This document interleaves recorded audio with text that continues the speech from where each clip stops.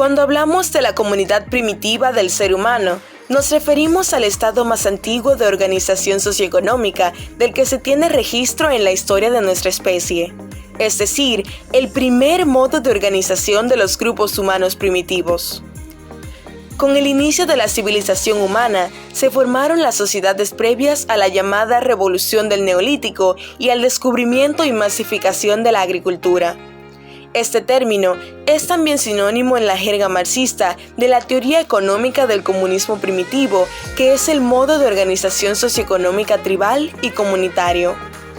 De acuerdo a la doctrina de Karl Marx, esa organización inicial era la más adecuada para una comunidad humana nómada o seminómada que vivía de la caza, pesca y recolección. En ella, las distinciones de clase, estrato social o incluso de género no eran todavía necesarias ni relevantes. Las comunidades primitivas eran modestas en su tamaño y número de integrantes, al menos en comparación con las que surgirían más adelante. Ejercían algún modo de cooperación simple entre individuos, permitiendo así la subsistencia de la población siempre y cuando no creciera demasiado y sus necesidades no superaran la capacidad productiva disponible.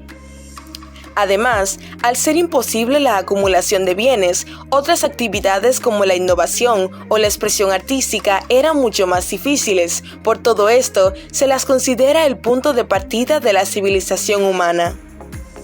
El régimen de la comunidad primitiva abarca el periodo desde el nacimiento de las relaciones sociales hasta el surgimiento de la sociedad dividida en clases entre los años 6000 y 5000. La sociedad primitiva se puede dividir en 3 etapas o periodos de desarrollo: el Paleolítico, el Mesolítico y el Neolítico. El Paleolítico es el periodo más largo de la existencia del ser humano, ya que de hecho abarca un 99% de la misma, constituyendo junto con el Mesolítico y el Neolítico la llamada Edad de Piedra, denominada así porque la elaboración de utensilios líticos ha servido a los arqueólogos para caracterizarla en oposición a la posterior Edad de los Metales. También tenemos el Mesolítico, que es el término que se utiliza para resumir el periodo de la prehistoria que sirve de transición entre el Paleolítico y el Neolítico, identificándose con las últimas sociedades de cazadores-recolectores. Los hábitos de las culturas del Mesolítico eran básicamente nómadas, con asentamientos estacionales de invierno y campamentos de verano, aunque en algunas regiones costeras europeas y en el Oriente Próximo, ahí donde encontraron recursos suficientes y regulares, comenzaron a vivir de una manera más sedentaria. El Neolítico es el último de los periodos. Este periodo comenzó entre el año 6000 y 4000 a.C., según las diferentes culturas que lo alcanzaron.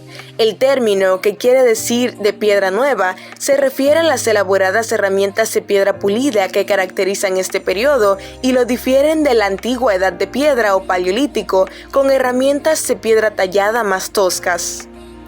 Durante el Neolítico, los grupos humanos fueron desarrollando ciertos saberes y experiencias que cambiaron la organización humana profundamente y dieron origen al hombre moderno.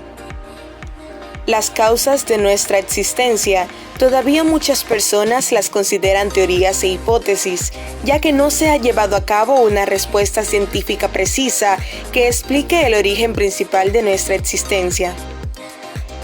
Sin embargo, a raíz del surgimiento de las ciencias y del discurso racionalista, se fueron acordando más y más posibles explicaciones de índole científica, hasta llegar a la teoría de la evolución de Lamarck en el siglo XIX, el primer intento de explicación del origen de la vida a través de la transmisión de caracteres adquiridos, es decir, que una vida heredaba a sus descendientes las cosas aprendidas o adquiridas durante el transcurso de su existencia.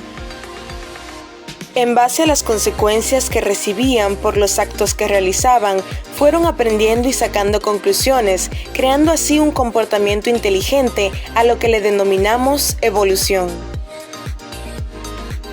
En cuanto al sentimiento de comunidad o de sociedad, según el historiador Morris Berman, el hombre siempre está incompleto y requiere de los demás para ser, ya que es un animal social y de ahí deriva su naturaleza mimética. Causas. La ganadería. La observación de la naturaleza por largos periodos le permitió al hombre primitivo domesticar plantas y animales. A partir de la selección y el cuidado, los hombres pasaron de la caza controlada, en la que se preservaban los animales en edad reproductiva, a la captura de animales para su cría y control. La agricultura. A partir de la observación del crecimiento y los ciclos vegetales, el hombre primitivo seleccionó semillas y las plantó para esperar su crecimiento. Desarrolló diferentes técnicas de riego y cuidado agrícola para producir alimentos. La creación de poblados. A partir del desarrollo de una economía productiva, ganadería y agrícola, surgieron los primeros grandes poblados. Los hombres construyeron edificaciones más complejas, con materiales más duraderos, desarrollaron espacios para vivienda, pero también para el almacenamiento de recursos y la fabricación de los modos precapitalistas de producción.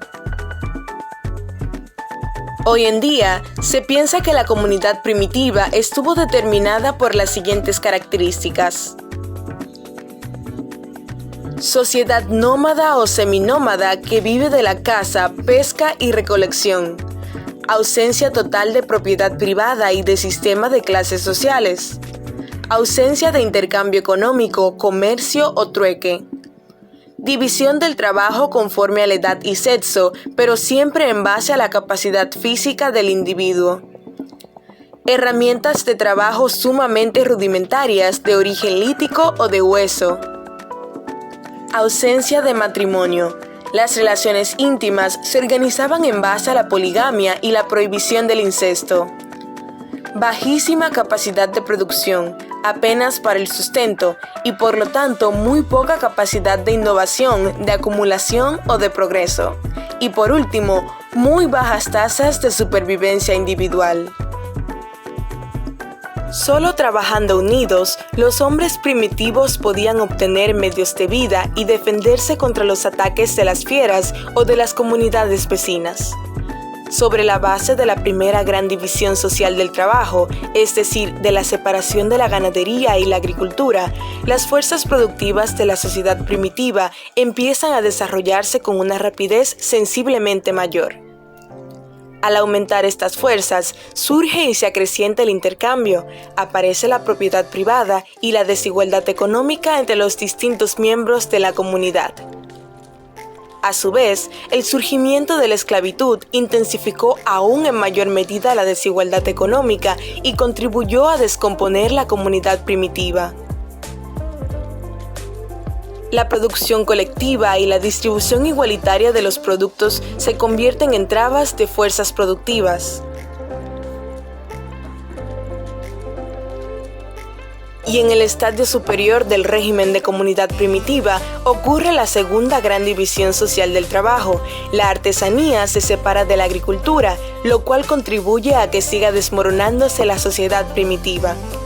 Como resultado de todo esto, aparecen ricos y pobres, la explotación, las clases y surge el Estado.